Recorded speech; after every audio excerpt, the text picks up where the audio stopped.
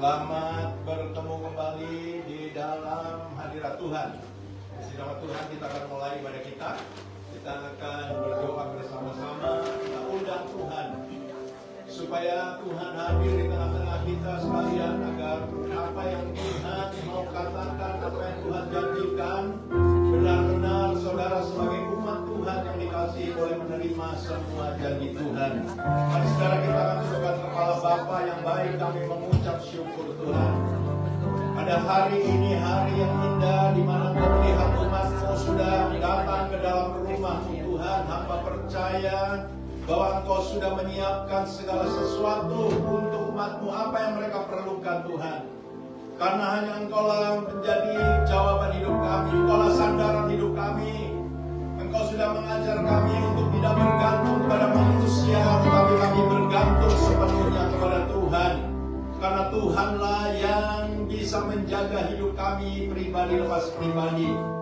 Bahkan Tuhan sendiri yang berjanji untuk melimpahkan segala keperluan kami, baik di dalam rumah tangga, baik dalam usaha, dalam pergaulan. Tuhan, Engkaulah yang menjamin hidup kami agar kami boleh tetap hidup sampai pada saat Tuhan datang kembali.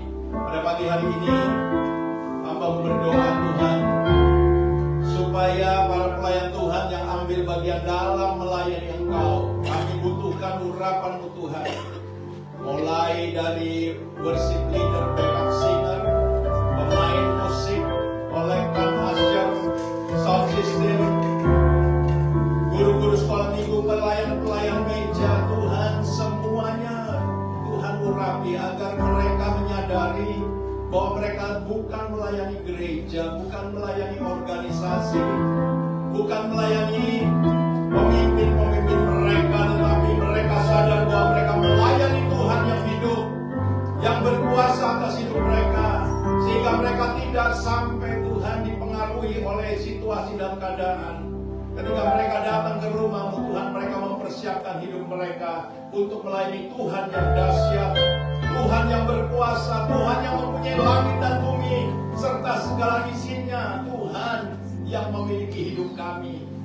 Biarlah kebenaran ini terus hidup dalam hidup para pelayan Tuhan, sehingga mereka boleh mempunyai kerendahan hati untuk melayani sesama, supaya nama Tuhan dipermuliakan.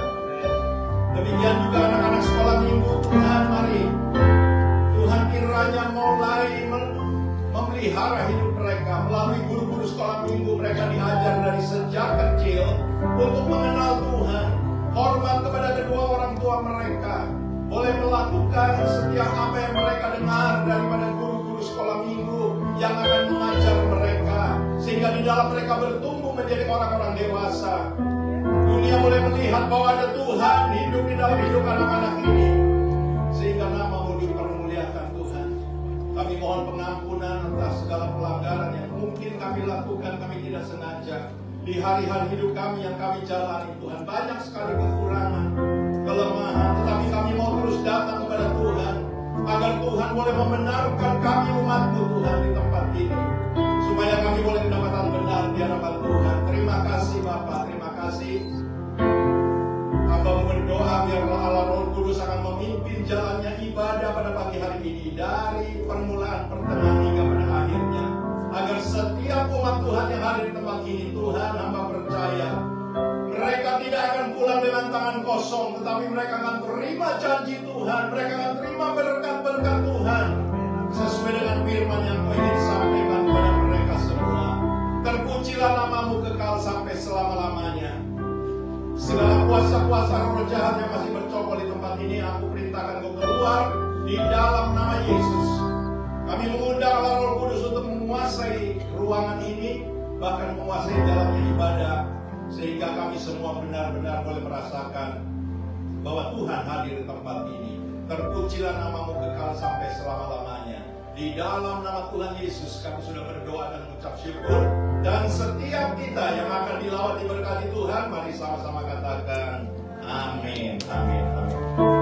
Amin. Shalom Bapak Ibu Saudara sekalian, selamat pagi. Shalom. Teruskan kita Tuhan ini, amin. Haleluya. Setelah hari Kamis kita merayakan Thanksgiving, saya percaya kita lebih bersuka cita lagi. Amin saudara. pagi hari ini saudara sudah mengunjung mulai akhir bulan November, kita akan masuk ke bulan Desember. Haleluya, amin. Bulan Desember mengingatkan kita pada kasih Tuhan, amin. Tuhan sudah datang sebagai bayi yang mungil, datang untuk menyelamatkan kita semua. Begitu besar kasih Tuhan, dan itu semua dilakukan untuk menyelamatkan kita, amin. Pagi hari ini saya mau ajak kita semua menyembah Tuhan. Kita mengingat kasihnya Tuhan yang begitu besar bagi kita, amin. Haleluya. Mari saudara kita siapkan hati kita menyembah Dia. Mari kita siapkan hati kita untuk mengingat begitu besar kasihnya. Karena kita Dia menderita, karena kita Dia mau turun ke dunia ini menyelamatkan hidup kita. Haleluya.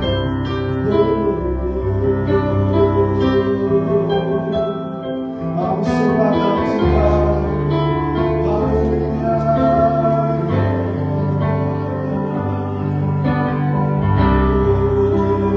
Kasih besar dalam hidup kami Tuhan.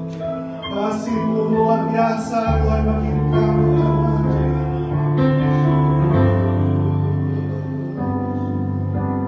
Ingat kasih-Nya, ingat kebaikan-Nya,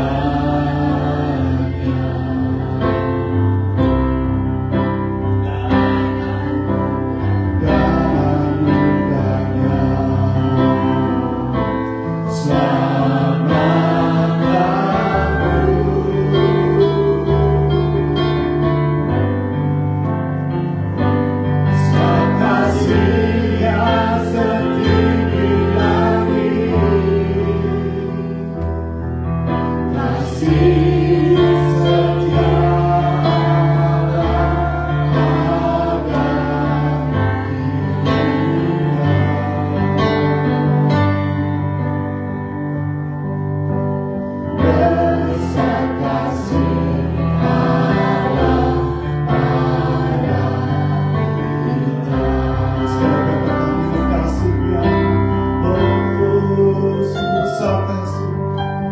ingat kasih-Nya,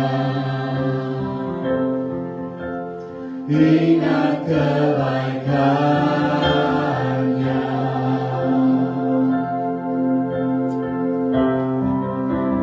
dan anugerah-Nya selama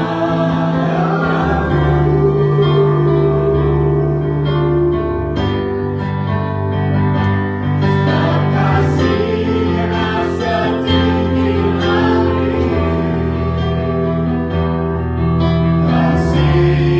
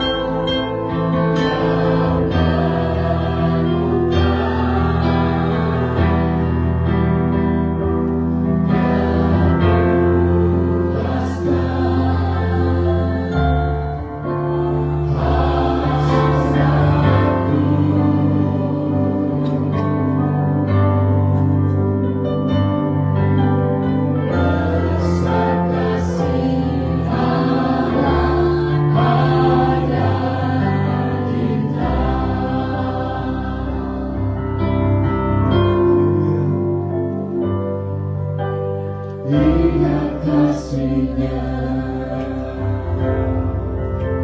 ingat kebaikan-Nya,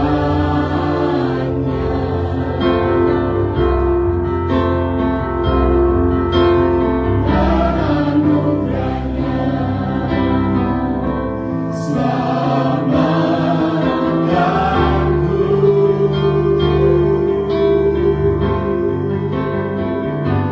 Sebab kasih-Nya setinggi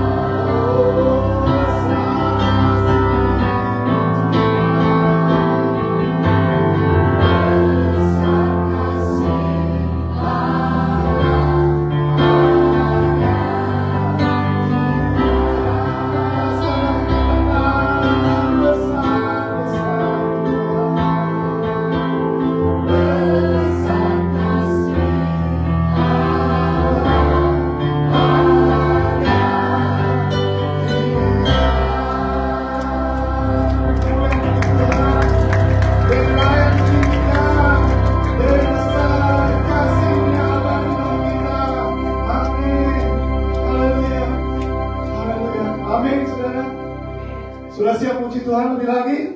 Amin. Dia maha kuasa, dia maha mulia. Haleluya. Sekarang saudara, kamu suka kita pagi hari ini.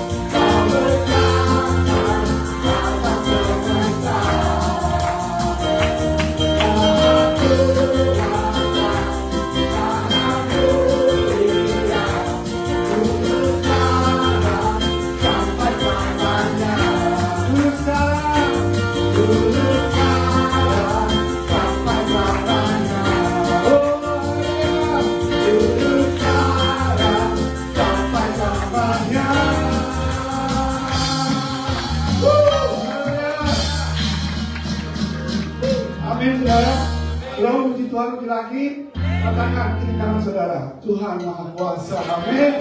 Aku diberkati. Haleluya.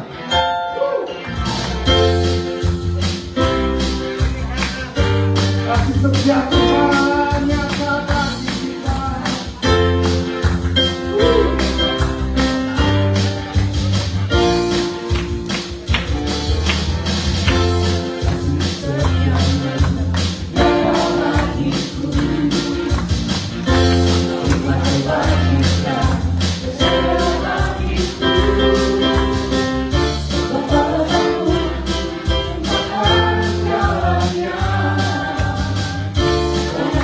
Yeah.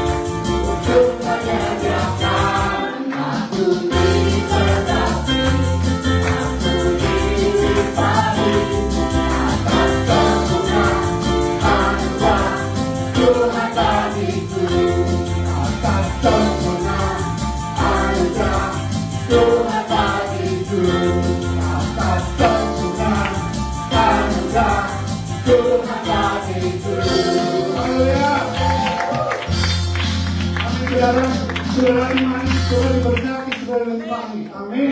Apapun kondisi saudara hari ini, berkat kemurahan Tuhan selalu mengikuti kita. Amin. Haleluya.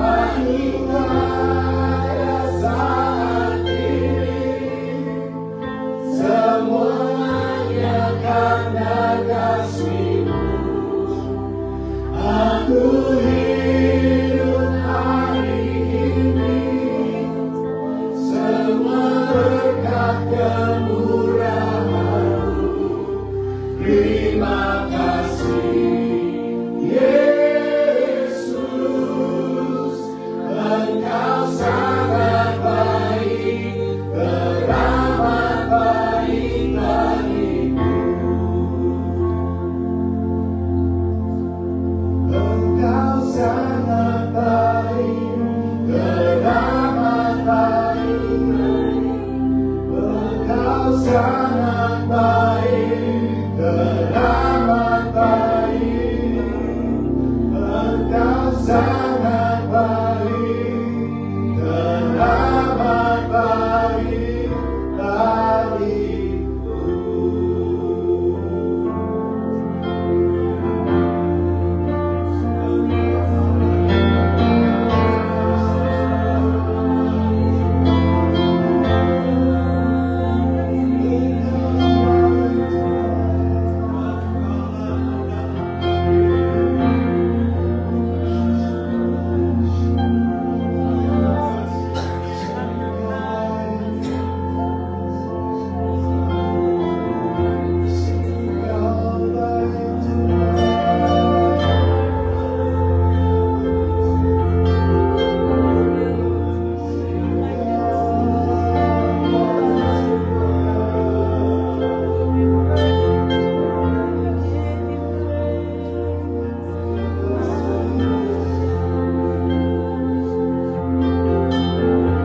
Terima kasih Yesus.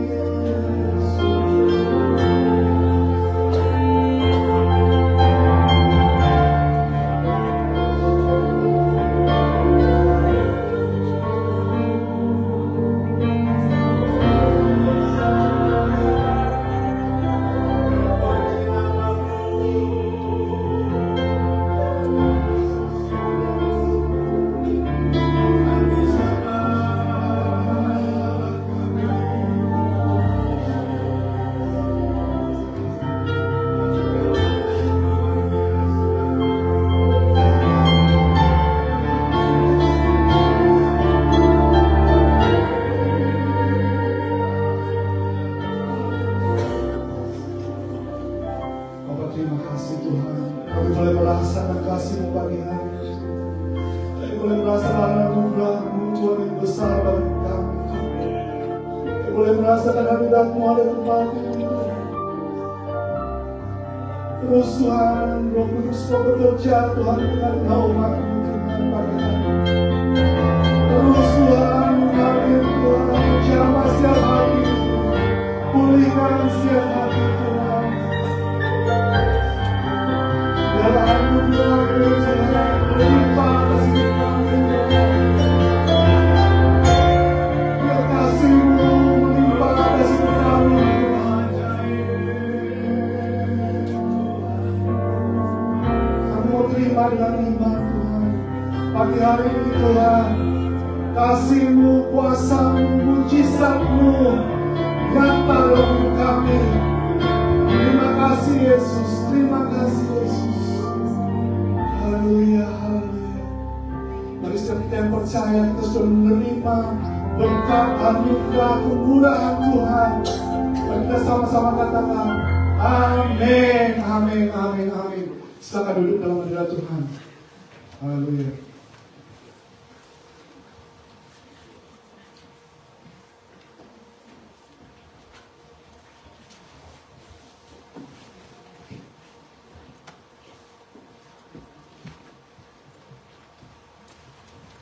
Shalom, selamat pagi Bapak-Bapak dan Ibu-Ibu sekalian. Aku diberkati, katanya tadi. Kemarin aku diberkati, puji Tuhan. Offering time. Oke. Renungan ini sudah sering kita dengar dan sering kita juga baca ya, tentang 5 roti dan 2 ekor ikan. Mari kita sama baca dalam Matius 14 ayat 19. Matius, mari kita sama-sama baca. Lalu disuruhnya orang banyak itu duduk di rumput. Dan setelah diambilnya 5 roti dan 2 ikan itu, Yesus menengadah ke langit dan mengucapkan berkat. Lalu memecahkan roti itu dan memberikannya kepada murid-muridnya, Lalu murid-muridnya membagi-bagikan kepada orang banyak. Amin, saudara-saudara. Kita percaya mujizat Tuhan masih ada. Amin. Bagi orang-orang yang percaya. Proses terjadinya mujizat 5 roti dan 2 ekor ikan itu yang kita tahu dalam firman Tuhan mencukupi kebutuhan 5.000 orang laki-laki saja, belum itu termasuk perempuan dan anak-anak. Mari kita belajar pada pagi hari ini. Bagian kita adalah ketaatan. Yesus memerintahkan semua orang banyak duduk dalam ayat tadi. Kedua, rela hati. Seperti seorang anak kecil yang membawa 5 roti dan 2 ekor ikan. Dengan rela, dia mau mempersembahkannya kepada Tuhan. Anak kecil ini tidak berpikir, aduh, gimana makanan saya untuk hari besok, untuk yang saya makan, sedangkan saya bawa hanya 5 roti dan 2 ekor ikan. Tapi anak ini tidak berpikir sampai begitu, tapi dia mempersembahkannya kepada Tuhan. Saudara-saudara sekalian, sekarang bagiannya Tuhan Yesus. Tuhan Yesus menerimanya 5 roti itu dan 2 ekor ikan itu dan mendoakannya serta mengucapkan berkat. Tuhan Yesus memberikan 5 roti dan 2 ekor ikan yang telah diberkati dan sudah dibaca-bacakannya kepada murid-muridnya untuk dibagikan kepada orang-orang banyak yang mengikuti Yesus. Yang mengikuti Yesus. Semua itu terjadinya secara wajar, mengalir begitu saja, seolah-olah tidak terjadi apa-apa, tetapi sebenarnya sedang terjadi mujizat besar. Murid-muridnya bergantian dan berulang-ulang menerima dari tangan Tuhan Yesus untuk dibagi-bagikan kepada orang banyak terus-menerus.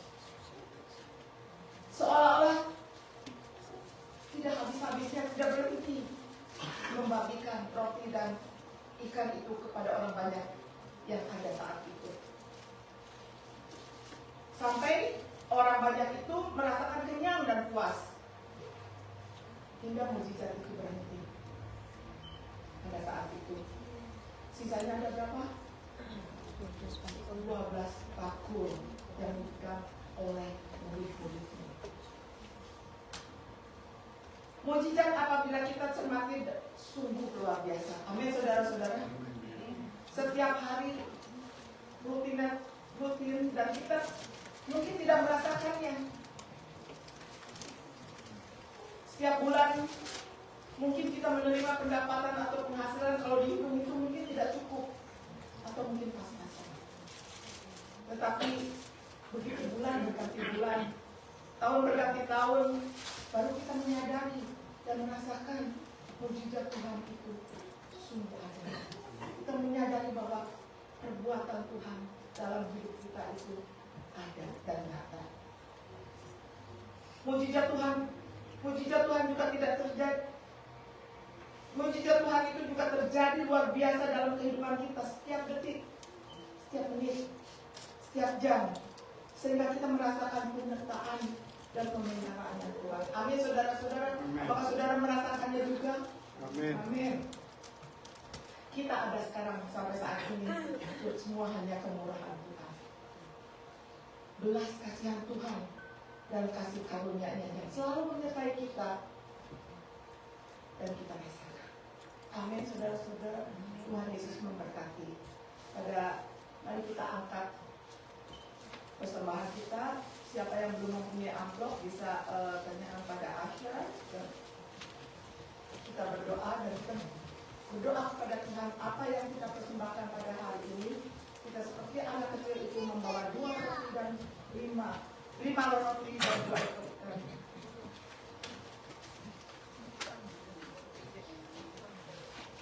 Kepada Tuhan kita mengucapkan syukur.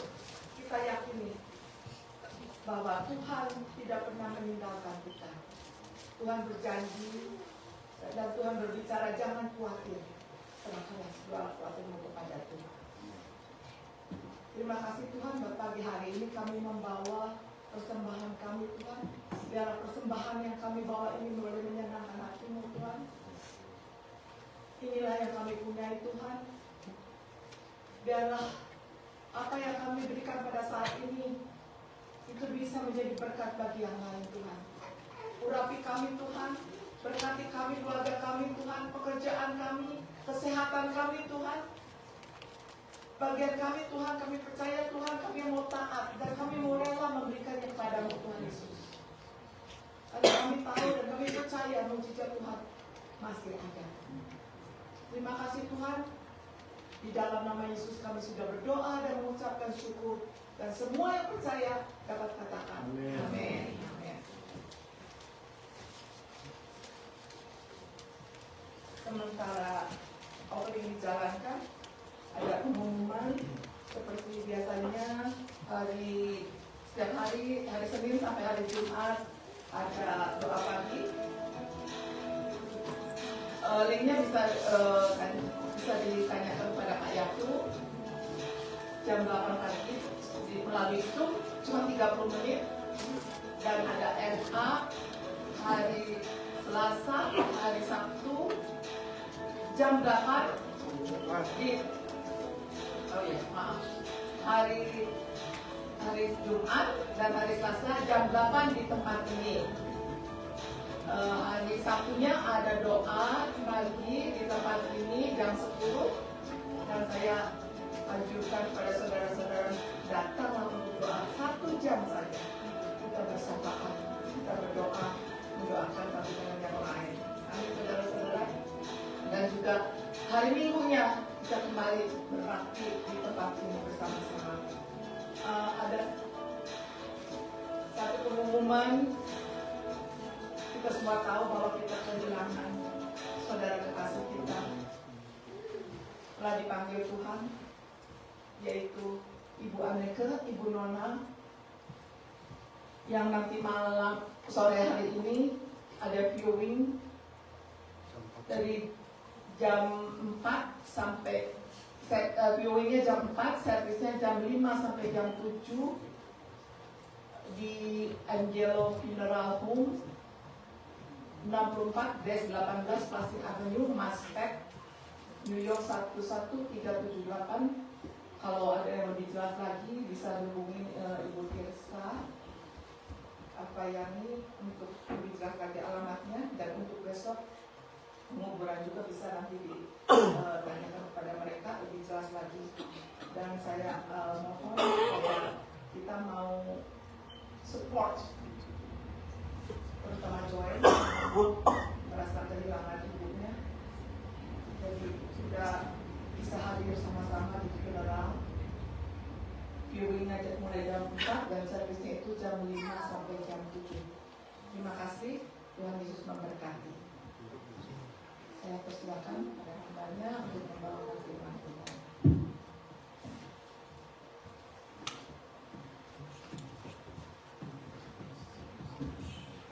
Mari saudara kita tundukkan kepala Bapa.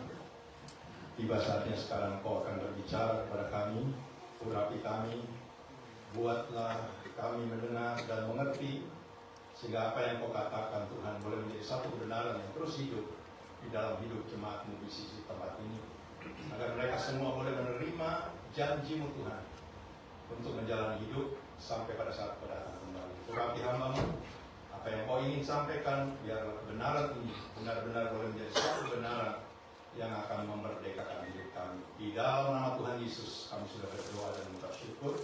Dan semua kita yang akan dilawat diberkati Tuhan, bersama-sama katakan amin. Selamat pagi saudara, puji Tuhan. Hari ini merupakan hari terakhir tentang tema Nasar, ya. Saya percaya kita perlu tahu bahwa Nasar itu punya kuasa yang luar biasa, ya. Sehingga jangan sampai kita tidak tahu, ya, asal kita bernasar, tetapi kita perlu tahu kebenaran. Dan kebenaran ini yang Tuhan ingin sampaikan kepada kita, bahwa ada satu peristiwa di dalam kebenaran firman Tuhan yang tentunya saudara sering dengar bahwa ada saudara kembar, ya, seorang ibu mempunyai anak kembar yang sulung namanya Esau, yang bungsu namanya Yakub. Ya, bukan Yakub saya, tetapi Yakub yang ada di dalam firman Tuhan. Saya juga tidak tahu kenapa papa saya, mama saya memberi saya nama Yakub. Tapi satu hal yang saya ingin sampaikan, apa yang Tuhan ingin, supaya saudara benar-benar bisa menangkap, sehingga di dalam setiap pergumulan hidup, kita semua tahu bahwa kita akan menghadapi banyak masalah. Sekalipun saudara percaya Tuhan, melayani Tuhan, tetapi ingat masalah itu tidak pernah akan jauh dari hidup kita. Tetapi Tuhan mau mengajar kita bagaimana caranya kita bisa mengatasi setiap masalah bersama dengan Tuhan. Yang percaya katakan amin. Saudaraku, seringkali kalau saya dengar banyak anak Tuhan cerita tentang Yakub, ya, Yakub itu disebut penipu, Yakub itu disebut pendusta dan lain sebagainya. Bahkan seringkali saya dengar anak Tuhan berkata bahwa Yakub itu tidak baik karena dia mencuri, ya, hak kesulungan kakaknya. Tapi saya ingin kasih tahu saudara bahwa sebelum peristiwa ini terjadi, Tuhan itu sudah punya rancangan. Oleh sebab itu kita sebagai orang percaya, kita harus percaya bahwa Tuhan juga punya rancangan dalam kehidupan saudara, khususnya bagi saudara-saudara, ya, kekasih-kekasih Tuhan yang datang ke negara ini. Ya, saudara harus terus berjuang, minta agar Tuhan bisa menyatakan rancangannya. Untuk apa? Ya, jangan sampai saudara datang ke tempat ini, negara ini, dan saudara tidak pernah tahu apa yang saudara akan lakukan. Tetapi saya percaya sebentar kalau firman Tuhan ini disampaikan, saudara bisa menangkap, dan saya percaya saudara berjuang untuk memperolehnya. Karena Tuhan berjanji, minta maka kamu akan diberi, ya, cari kamu akan mendapat, dan ketuk pintu-pintu akan dibukakan. Semua itu perlu perjuangan tentunya, bukan hanya dengan enak-enak saja, tetapi saya percaya kalau saudara bisa menangkap, saudara berjuang, dan disitulah saudara akan mengetahui bahwa saudara semua memiliki iman yang luar biasa. Pertama saudara, bahwa ketika anak ini masih ada di dalam kandungan, dengarkan baik-baik, Tuhan sudah berfirman. Jadi jangan sampai kita mendengar ini cerita kebenaran dan kita menganggap bahwa Yakub itu jahat, Yakub itu penipu. Ya, sekalipun ada kata-kata itu di dalam firman Tuhan. Saya akan ajak saudara mendengarkan saja, saudara, biar cepat, ya. Di dalam Kejadian pasal 25 ayat 23 mulai, firman Tuhan kepadanya. Dua bangsa ada dalam kandunganmu, dan dua suku bangsa akan berpencar dari dalam rahimmu. Suku bangsa yang satu akan lebih kuat daripada yang lain, dan anak yang tua, perhatikan ini, anak yang tua, yaitu Esau, akan menjadi hamba kepada anak yang muda. Ini janji Tuhan sebelum ini anak besar. Dan saya percaya ibunya yang namanya Ribka tahu, dan dia dengar apa yang Tuhan katakan. Sekalipun di Israel, anak sulung itu memperoleh hak yang namanya hak kesulungan. Tidak bisa diganggu gugat. Tetapi ingat bahwa Tuhan bisa merubah itu, dan tidak ada orang yang bisa menghalang-halanginya. Itulah sebabnya sebelum peristiwa ini terjadi, ini firman sudah disampaikan, dikatakan, dan anak yang tua yaitu Esau akan menjadi hamba kepada anak yang muda yang namanya Yakub. Nah, kita akan masuk dalam peristiwa bahwa ketika anak ini menjadi besar, ada satu perjanjian. Alkitab mengatakan bahwa Esau itu berbulu, ya, badannya berbulu, kulitnya merah, ya, dan dia kesukaannya berburu. Tapi Yakub kulitnya licin, seperti kita orang Indonesia licin, tidak berbulu. Tidak ada yang keturunan Arab di sini, ya. Semua licin. Walaupun licin masih suka dikasih wangi-wangian, dikasih segala macam. Apalagi kalau Black Friday, saya percaya ibu-ibu cari yang apa yang dia suka. Yakub ini licin, tidak ada bulunya. Dia tenang orangnya, suka diam di rumah. Bahkan Alkitab berkata bahwa Ishak, ayahnya, ya, lebih cinta kepada Esau anak sulungnya, tetapi Ribka mengasihi Yakub. Jadi pertama saudara tangkap bahwa ini janji Tuhan sebelum ini anak menjadi besar. Dan ini janji tidak bisa dirubah. Nah, saudaraku, apa yang terjadi ketika mereka menjadi besar? Perhatikan ayat yang ke 29. Dengarkan ya. Pada suatu kali Yakub sedang memasak sesuatu. Karena dia suka tinggal di rumah dan dia pasti belajar apa yang dia lihat oleh mamahnya ngerjain apa. Lalu datanglah Esau dengan lelah dari padang. Kata Esau pada Yakub, perhatikan di firman, berikanlah kiranya aku menghirup sedikit dari yang merah-merah itu. Siapa yang suka kacang merah? Ya, nanti boleh pesan. Berikanlah kiranya aku menghirup sedikit dari yang merah-merah itu karena aku lelah. Itulah sebabnya namanya disebutkan Edom. Tetapi kata Yakub, ini perjanjian. Jadi jangan sampai kita salah menangkap bahwa Yakub itu licik, Yakub itu penipu dan lain sebagainya. Mereka membuat satu perjanjian dan saya percaya apa yang kedua, ya saudara ini, kakak dan adik ini melakukan sesuatu perjanjian itu semua dengan akan menggenapi janjinya Tuhan. Seringkali kita tidak tahu kalau ada sesuatu hal terjadi, kita tidak pernah tahu apa yang akan terjadi. Ternyata Tuhan itu turut bekerja di dalam segala apa yang saudara dan saya sedang alami. Karena janji Tuhan tidak pernah gagal. Ya, itulah sebabnya saya ingin saudara mencari apa Tuhan janji sama kita. Apa yang Tuhan mau lakukan dalam hidup kita, rumah tangga kita, masa depan kita, khususnya anak-anak muda. Saya percaya engkau ingin supaya masa depan itu menjadi masa depan yang berhasil, yang penuh harapan. Ya. Oleh sebab itu saudara, anak-anak muda, ayo kejar. Jangan pernah takut sampai engkau mengalami. Karena Tuhan itu tidak pernah berdosa. Saya tuliskan, ketika Esau ini pulang dari berburu, capek, lelah, dan dia lapar, dan dia lihat adiknya sedang masak yang merah-merah, maka dia berkata, kasihlah sedikit, itu yang bau enak. Ya. Terus apa yang Yakub katakan ayat 31, tetapi kata Yakub, juallah dahulu kepadaku hak kesulunganmu. Jangan sampai terjadi karakter yang dimiliki oleh Esau. Ya. Saya tidak menghakimi, tetapi kadang-kadang ada banyak anak Tuhan tidak peduli dengan hak kesulungan. Tidak terlalu peduli dengan janji Tuhan. Yang dia kejar hanya emas dan perak.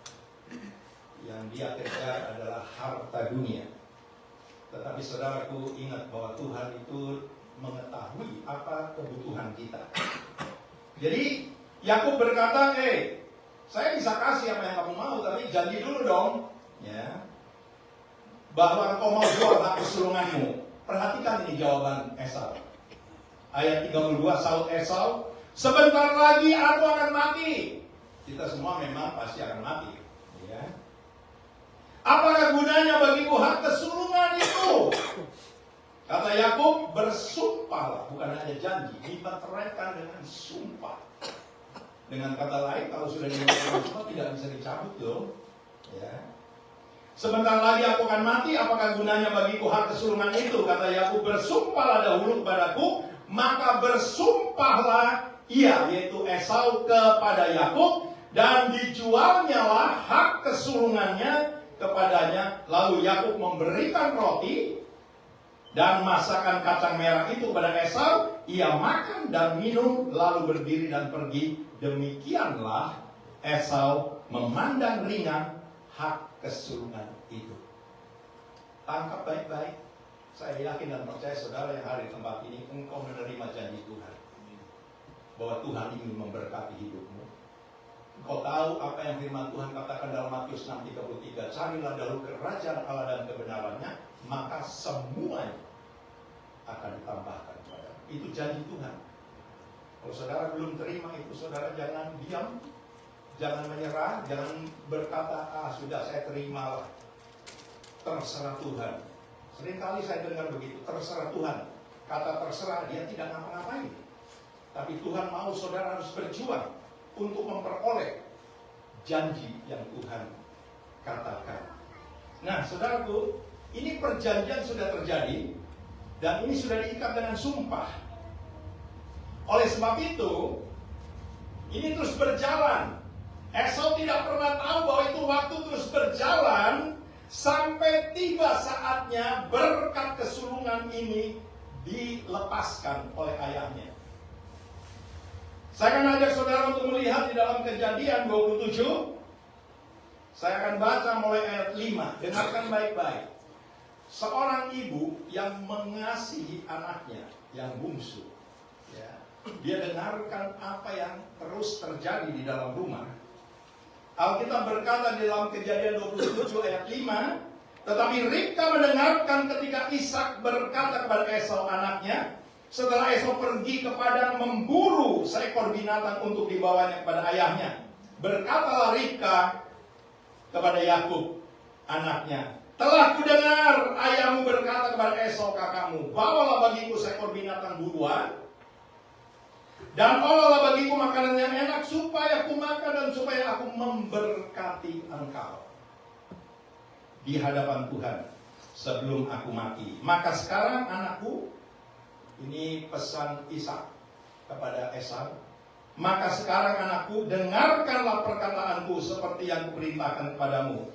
Pergilah ke tempat kambing domba kita. Sorry, ini terlalu cepat.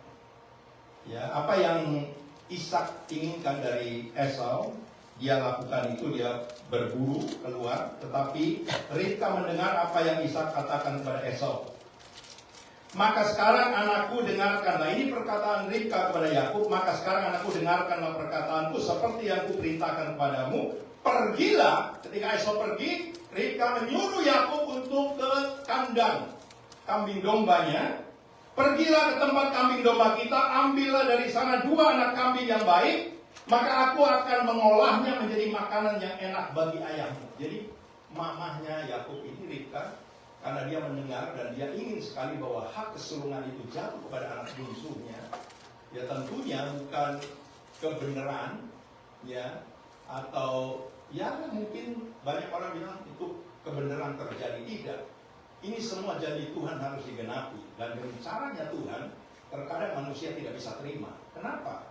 Hak kesulungan milik Esau direbut oleh Yakub. Padahal Alkitab sudah bilang bahwa anak yang bungsu akan menjadi tuan bagi anak yang sulung. Ya. Oleh sebab itu, ketika Ribka mendengar ini, dia tidak diam. Dia panggil anaknya yang bungsu dan dia suruh ambil 2 anak kambing domba di kandang. Dan Yakub mengikuti perintah mamahnya. Ayat yang ke-10, bawalah itu kepada ayahmu supaya dimakannya agar dia memberkati engkau sebelum ia mati. Saudaraku, ketika Yakub mendengar ini, saya percaya dia punya perasaan, ya, sebagai anak. Dia tahu bahwa ini sebetulnya bukan haknya dia. Itulah sebabnya dengarkan ketika mamanya menyuruh ini. Ayat yang 11, lalu kata Yakub kepada Ribka, ibunya, tetapi Esau kakakku adalah seorang yang berbulu badannya. Aku ini licin. Kalau nanti aku dekat-dekat sama ayah dan dia mulai meraba-raba tubuhku, dia tahu bahwa aku ini bukan Esau. Karena ayahnya tahu bahwa anak sulungnya itu berbulu, badannya merah karena tukang suka berbulu ke hutan, ya. Sedangkan anak bungsunya ini licin, ya, tubuhnya licin dan tenang, orangnya suka tinggal di rumah dekat sama ibunya. Jadi ketika Yakub berkata kepada mamahnya, dia bilang begini, mungkin ayahku akan meraba aku, maka nanti ia akan menyangka bahwa aku mau memperolok-olokkan dia. Dengan demikian aku akan mendatangkan kutuk, bukan berkat. Ini pikirannya Yakub sebagai manusia normal tentunya, ya, atas diriku dan bukan berkat. Ini perasaan ini yang hidup di dalam kehidupan Yakub, sehingga dia mengungkapkan, ya, di rumah kepada mamahnya. Tapi perhatikan apa yang mamahnya lakukan dengan keterangan yang dia terima dari anak bungsunya. Dengarkan baik-baik. Tetapi ibunya berkata kepadanya, akulah yang menanggung kutuk itu. Dari peristiwa ini, Saudara tahu nggak bahwa kita ini sebetulnya juga orang-orang yang harus menerima kutuk oleh karena dosa kejahatan yang kita buat. Tapi ada seorang Bapa yang begitu mengasihi kita, Yesus. Dia rela menanggung itu semua supaya saudara yang harus binasa karena kutuk, karena dosa, karena pelanggaran, kejahatan, dia sudah berkata kepada saudara saya, biarlah aku yang tanggung. Dan dia rela mati buat saudara dan saya. Dan jangan sampai hal ini hanya menjadi satu ingatan yang seringkali kita lupa. Sehingga kita lebih tertarik pada daya tarik dunia, tetapi tidak pernah ingat ada seorang mati buat saudara dan saya. Saudara mau cari pergaulan teman yang mungkin saudara berkata sahabat, ya, yang begitu dekat. Saya mau tanya, dia mau mati buat saudara nggak? Ketika saudara berbuat jahat sama dia. Ingat baik-baik, ini kebenaran. Dan tidak pernah ada orang baik sekalipun bagaimanapun engkau mungkin sudah berbuat begitu baik, mengorbankan segala-galanya, tetapi pada saat kau jatuh, pada saat kau berbuat salah kepada orang itu, menyakitkan hatinya, dengar baik-baik, belum tentu dia mau berkorban buat saudara, apalagi mati buat saudara. Tapi hari ini saudara dengar ada seorang yang namanya Yesus, dia rela serahkan hidupnya. Alkitab berkata dia tidak tunggu saudara dan saya bertobat. Dia tidak tunggu saudara berbuat baik. Tapi dia mengasihi saudara dan saya. Seperti Ribka mengasihi Yakub. Itulah sebabnya ketika Yakub berkata, aduh mama janganlah. Nanti ini bukan mendatangkan berkat. Nanti kalau ayahku tahu bahwa aku memperolok-olok dia, maka yang aku terima adalah kutuk. Tetapi Ribka bilang, anakku dengarkan baik-baik. Biarlah aku yang tanggung itu. Asal kamu mau turuti perintah. Wah. Saya mendengar banyak seorang ibu rela melakukan apa saja buat anak-anaknya. Ya. Oleh sebab itu, saudara dan saya punya seorang ibu yang namanya Yesus. Yang rela melakukan segala-galanya. Hanya untuk melihat supaya hidup saudara dan saya bisa bahagia. Yang percaya katakan amin. Jadi waktu Ribka mengeluarkan pernyataan ini, dan dia berkata, sudahlah anakku, jangan takut, aku yang tanggung. Ya. Dan apa yang dilakukan? Lalu Alkitab berkata, lalu ia, yaitu Yakub, pergi mengambil kambing-kambing itu dan membawanya kepada ibunya. Sesudah itu ibunya mengolah makanan yang enak seperti yang digemari ayahnya. Kemudian Ribka mengambil pakaian. Ribka, saya percaya ini bukan seorang ibu yang terlalu pintar untuk bermain sandiwara, tidak. Tapi saya percaya dia mendapatkan hikmat daripada Tuhan, agar apa yang menjadi janji Tuhan kepada anak bungsunya ini bisa benar-benar terjadi.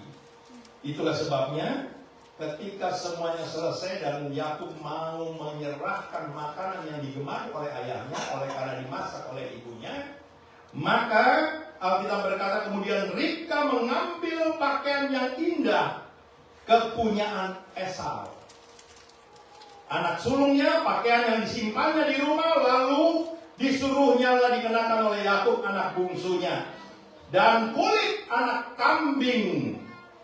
Ya, kulit anak kambing itu dipalutkannya kepada kedua tangan Yakub dan pada lehernya yang licin itu.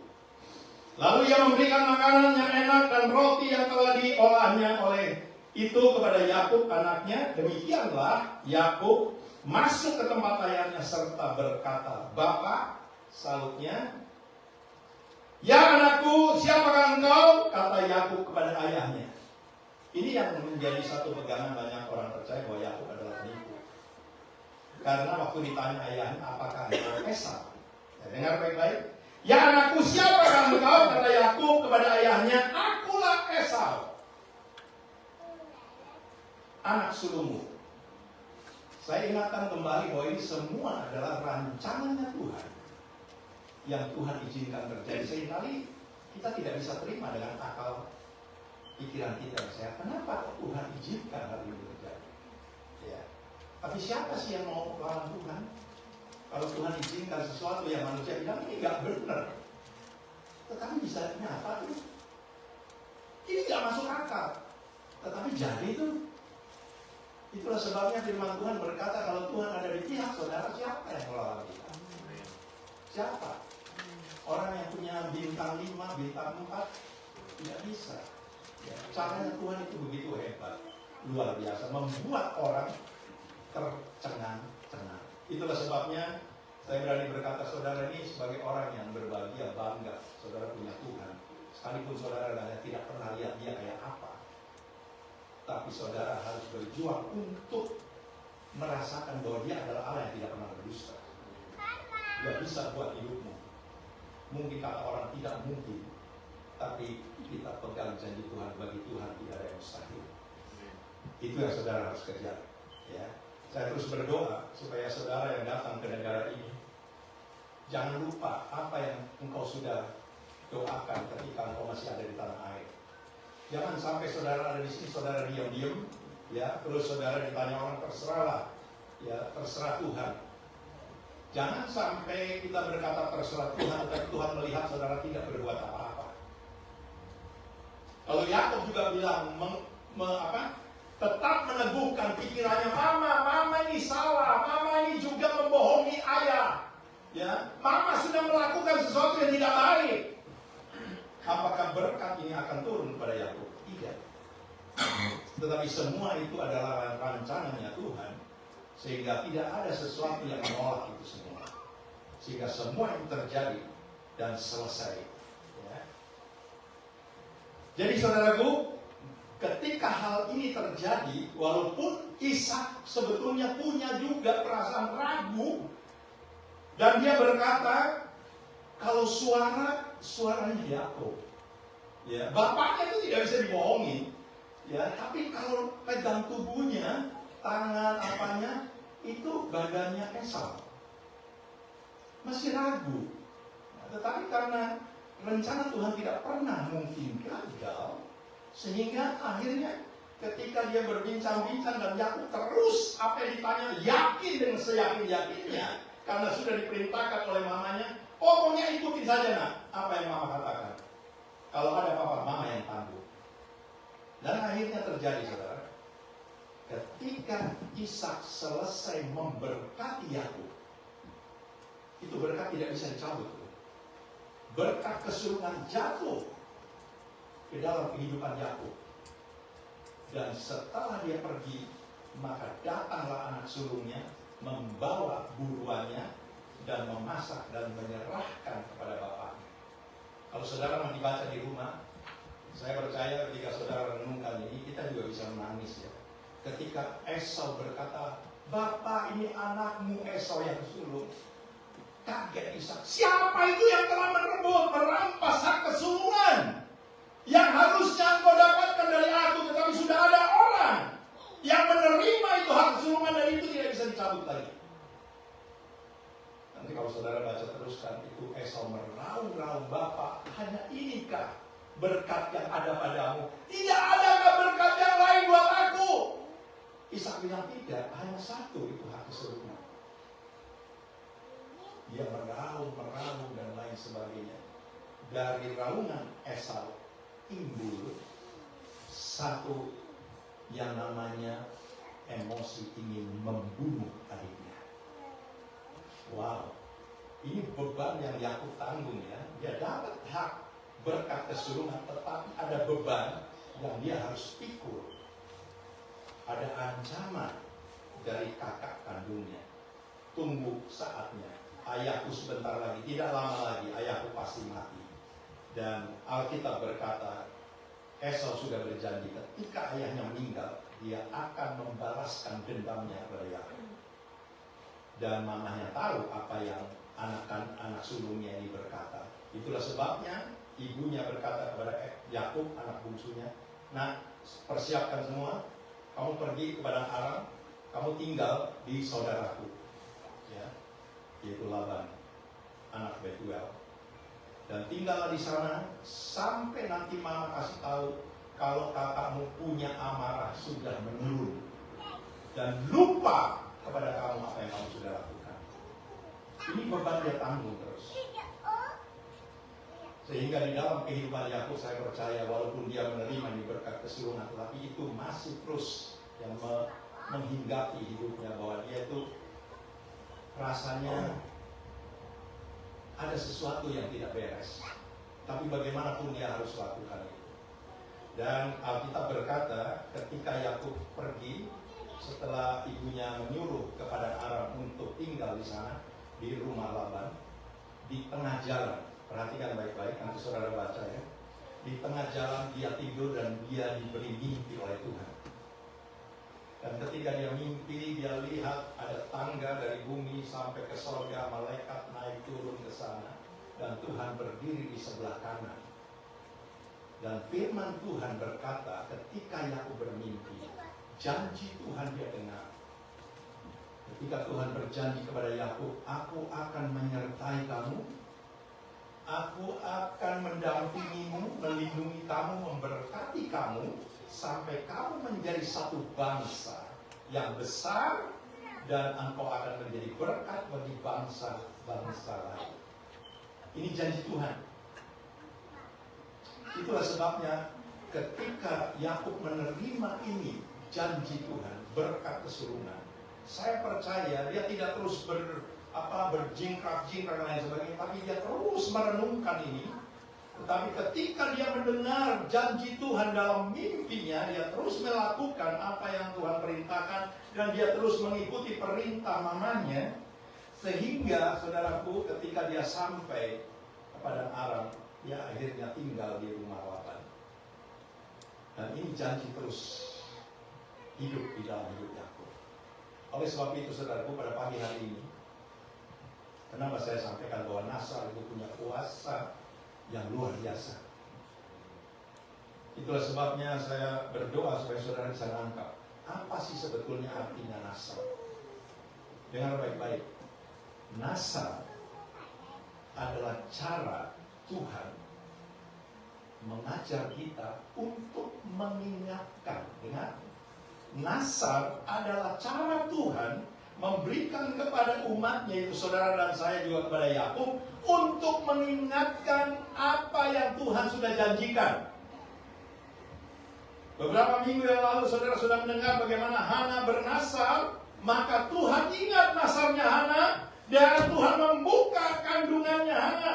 Karena Hana menginginkan seorang anak, tapi dia tidak bisa dapatkan. Itulah sebabnya ketika Hana bernasar, berdoa, walaupun dikatakan oleh Imam Eli, ibu ini baru jam berapa, ibu kelihatannya sudah mabok. Tetapi ternyata bukan mabok, dia mengungkapkan isi hatinya. Dia bernasar di hadapan Tuhan, dan dia berkata, kalau engkau memberikan aku anak, maka aku akan berikan itu menjadi satu persembahan yang menyenangkan hatinya. Dan ternyata Yakub juga lakukan hal itu.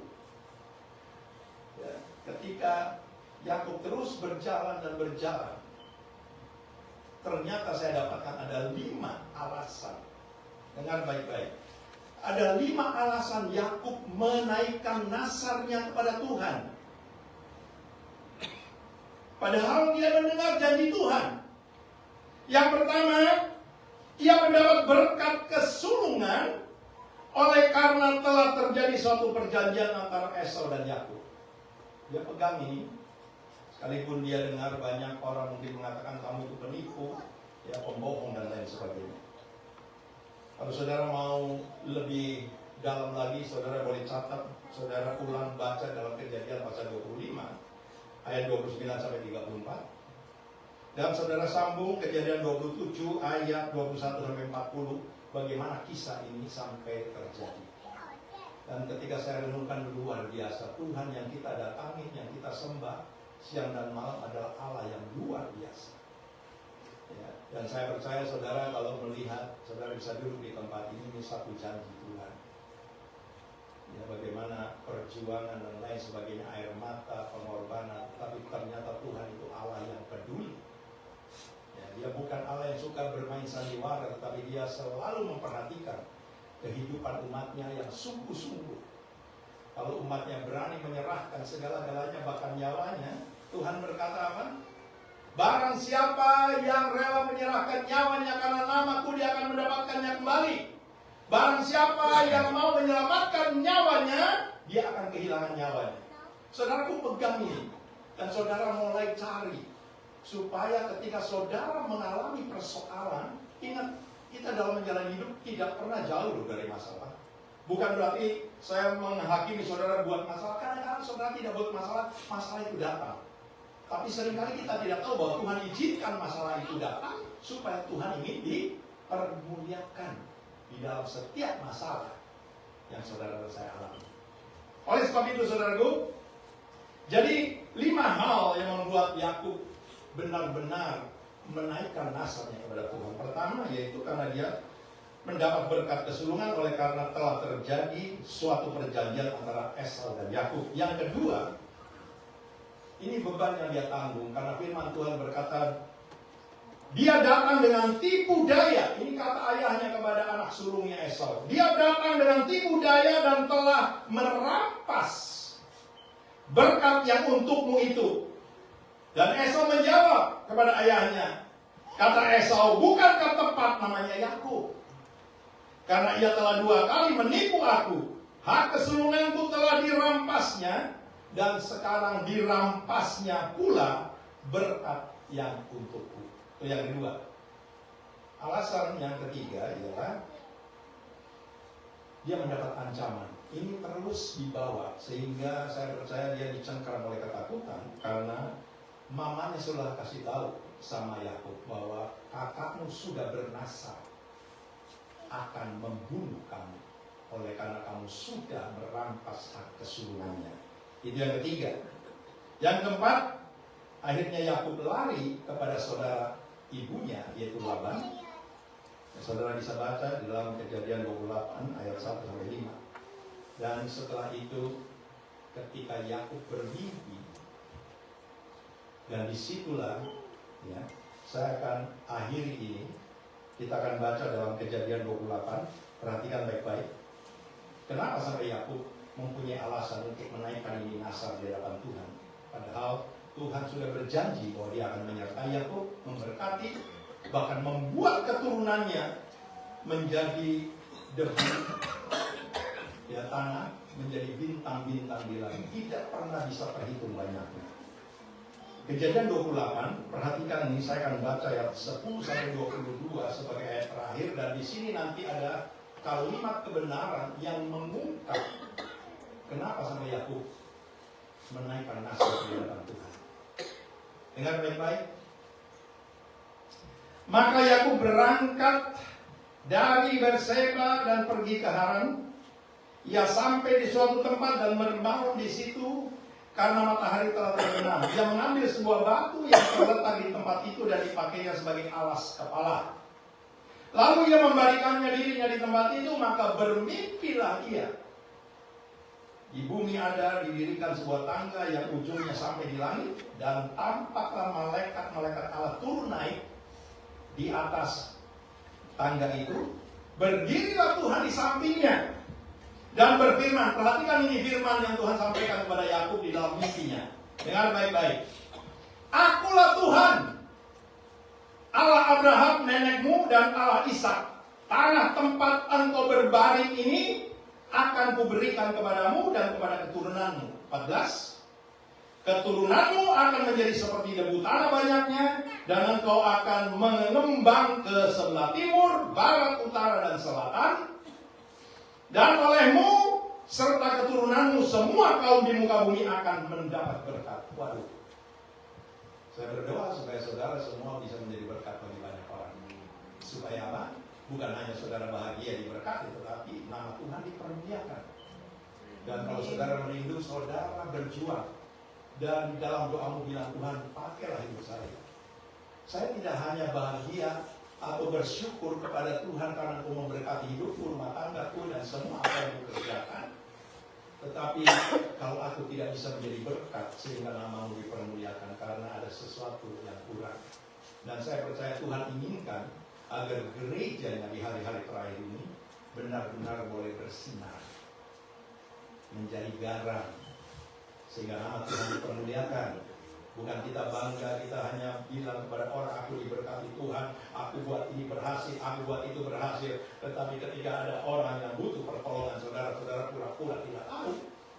Saudara pura-pura tutup telinga, tutup mata, dan saudara berkata itu urusanmu bukan urusanku. Tapi saya berdoa supaya gereja ICC benar-benar bisa menjadi gereja yang tampil berbeda. Artinya, saudara semua bisa dipakai Tuhan untuk menjadi berkat, sehingga nama Tuhan dipermuliakan. Dan ketika Yakub bermimpi ini, apa yang dia katakan? Sesungguhnya aku, janji Tuhan, Tuhan katakan kepada Yakub, ayat 15, sesungguhnya aku akan menyertai engkau dan aku akan melindungi engkau kemanapun engkau pergi. Dan aku akan membawa engkau kembali ke negeri ini, sebab aku tidak akan meninggalkan engkau, melainkan tetap melakukan apa yang kujanjikan kepadamu. Janji Tuhan, dia meteraikan. Ketika Tuhan menampakkan dirinya dalam mimpi Yakub, Tuhan ingatkan kembali. Ingat, aku akan menyertaimu, melindungimu, membuat engkau menjadi besar, menjadi satu bangsa, dan semua keturunanmu diberkati, bahkan engkau sendiri dan keturunanmu akan menjadi berkat bagi bangsa-bangsa lain. Wow, luar biasa. Ya. Dan akhirnya di ayat yang 16, ketika Yakub bangun dari tidurnya, berkatalah ia, sesungguhnya Tuhan ada di tempat ini. Saudara, ketika saudara datang ke rumah Tuhan, saudara berdoa enggak? Supaya ketika kita beribadah di tempat ini, janji Tuhan itu nyata. Apa yang dia katakan, bahwa 2-3 orang berkumpul oleh karena namaku, aku hadir di tengah-tengah mereka. Saya percaya kalau di dalam setiap kita ibadah, Tuhan tidak ada di sini.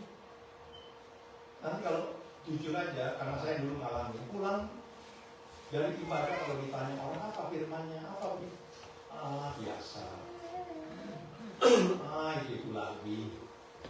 Ya sering kali, saudara. Oleh sebab itu saya hanya mengingatkan lagi, saudara harus berjuang. Saudara mempersiapkan ketika saudara datang di dalam rumah Tuhan. Saudara minta apa yang saudara mau. Saudara persiapkan, Tuhan, saya tidak mau datang dengan tangan kosong dan pulang juga tangan kosong. Tapi aku ingin menerima janjimu bahwa tidak ada umat Tuhan yang datang ke rumah Tuhan pulang dengan tangan kosong. Tapi Tuhan berjanji akan melimpahkan segala berkat-berkat yang saudara dan saya butuhkan.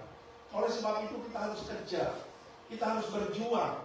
Bahkan seringkali kita harus mempertaruhkan segala-galanya. Kita tinggalkan rumah tangga kita, keluarga kita, waktu kita, usaha kita, semua kesibukanmu. Ketika engkau tinggalkan di belakang dan engkau mulai menghadapkan pandanganmu kepada Tuhan, saya ingin bertemu Tuhan, saya ingin mendengar apa yang Dia katakan kepadaku, supaya di dalam menjalani hidup semua jadi Tuhan nyata dalam hidup saudara dan saya.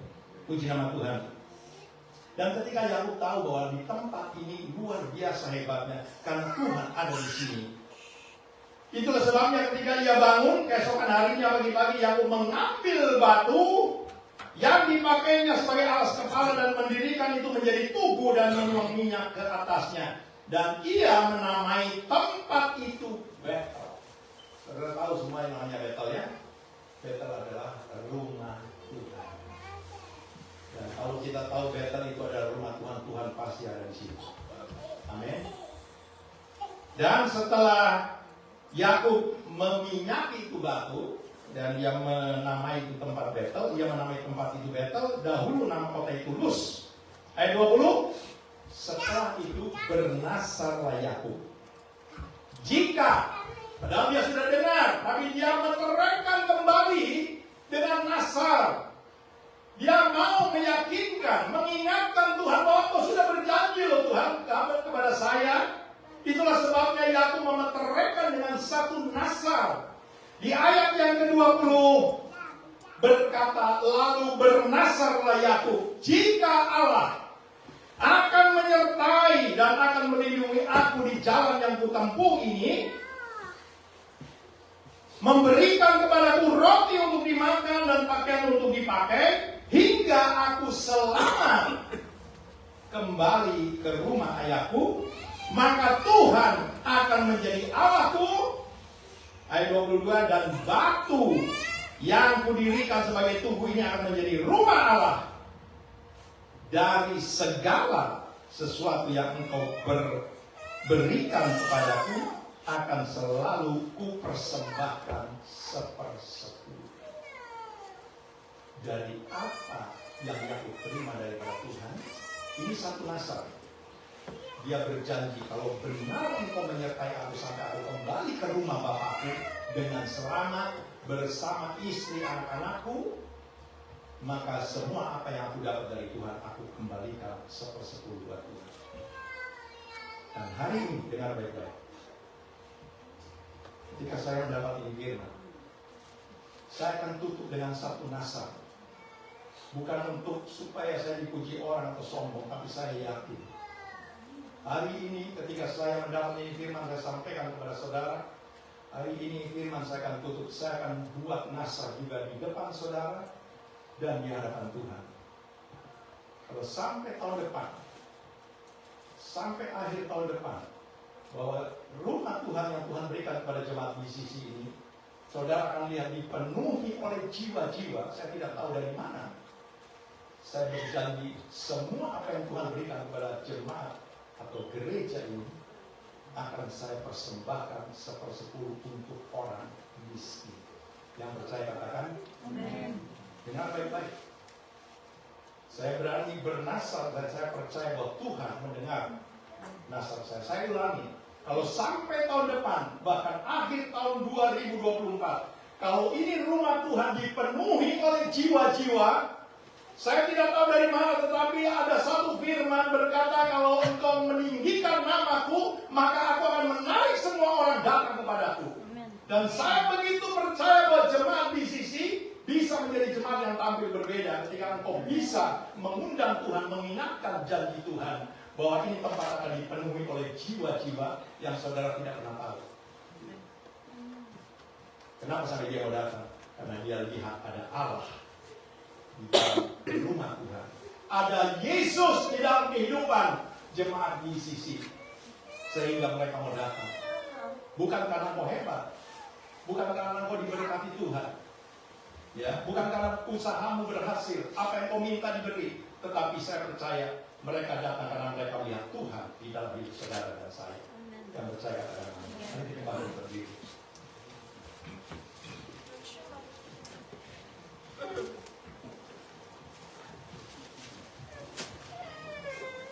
Saya akan nyanyi bersama-sama dengan saudara. Dan nanti saya akan tutup di dalam doa. Lagu ini berkata, bila engkau tak besertaku, aku tidak mau berjalan. Aku tidak mampu Tuhan. Seperti Yakub berkata, dia bernasar, kalau engkau tidak mendampingi aku, melindungi aku tidak mampu.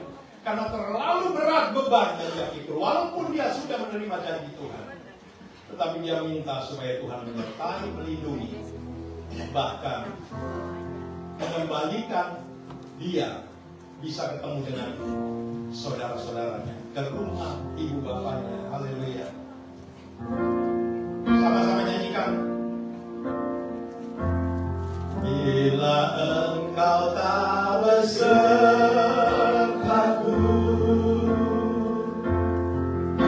ku tak mau berjalan. Bukan Tuhan pimpin langkahku.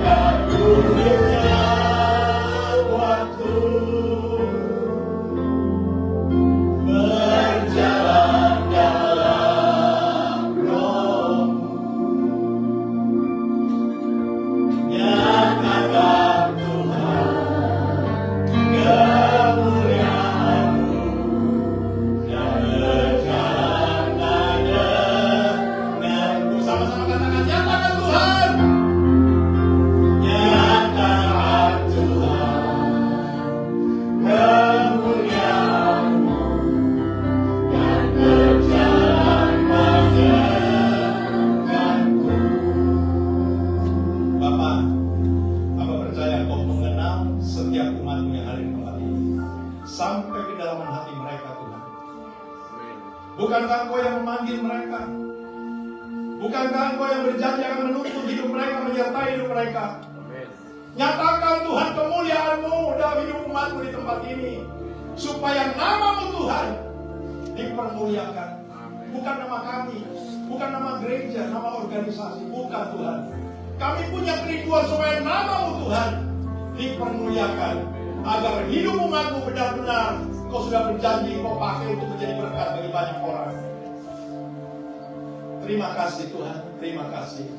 Hamba percaya bahwa umat-Mu merasakan Kau hadir di tengah-tengah kami pada pagi hari ini. Hamba berdoa menerima setiap firman yang Kau sudah sampaikan, Tuhan. Biarlah mereka menerima dengan segala kerendahan hati dan menangkap bahwa ini janji Tuhan. Dan firman yang Kau sampaikan mereka tangkap bahwa Natal merupakan satu cara yang Tuhan ajarkan kepada kami untuk mengingatkan kembali apa yang Tuhan janjikan. Dan ini merupakan satu perkataan kebenaran yang punya kuasa luar biasa, sehingga Kau tidak pernah menolak untuk mengatakan, aku lupa, aku tidak kenal Engkau. Tetapi ketika umat-Mu menangkap ini firman-Mu Tuhan, dan mereka mulai melangkah dengan iman, mereka akan merasakan, mengalami bahwa Tuhan tidak pernah jauh dalam hidup mereka semua. Terpujilah nama-Mu kekal sampai selama-lamanya.